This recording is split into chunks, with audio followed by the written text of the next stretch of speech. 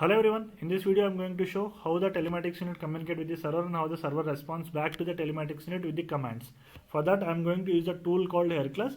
Hercules contains TCP client option which will be acts like your telematics unit in real time, and the TCP server which will acts like your server.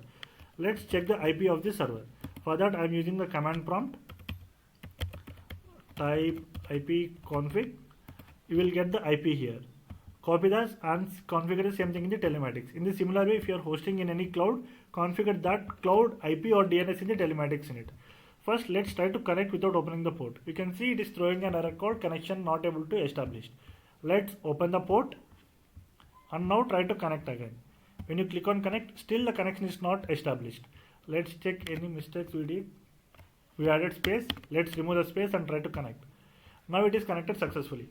Ensure there won't be any unnecessary spaces added in the IP or ports. The unnecessary space will be considered as a character and it will ensure to fail the socket connections from telematics to the cloud. So now let's send some data from telematics to the cloud. I am sending two sets of data. At the server level, I received two sets of data as well. Also, you can able to see the connection is established and the status is getting updated here.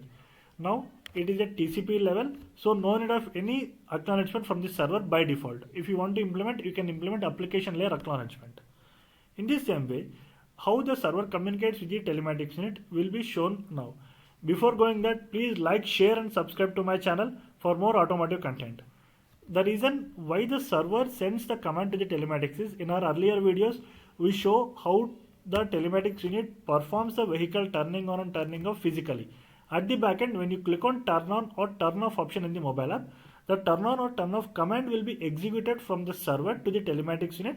The telematics unit will receive the command here and the command will be executed here. So now let's send some commands. I am turning on the vehicle. I had sent the command. You can see the command has been sent successfully, and at the telematics end, again the command able to see the turn off vehicle is received. Now the telematics unit will perform the operation of turning on the vehicle. Let's see what will happen when the socket got broke between the telematics and the server. So now the socket got broke. You can see the connections also got closed. The moment when the socket got broke, you can't able to send anything from the server, because just imagine there is a scenario you are turning off the vehicle. At the time no socket is there. If you click and the command is there in the queue, and when the vehicle is going on 60 or 70 kilometers, at that time is the socket established, then the telematics unit will get the command from that moment, and if it execute, then there might be collision happen when the vehicle gets stopped at that particular moment.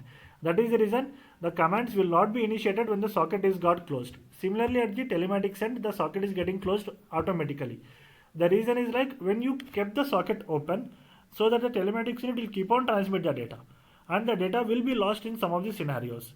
That is the reason for sending any data, it will check whether the socket is live or not. If the socket is got closed, then the socket will be newly established again once the server IP is got connected back. Now let's click on listen. So now let's send the data the moment when it got opened without creating a new socket. See, you can't able to send any data. Now let's reopen a new socket. The new socket is got opened. Now let's send some sample data again.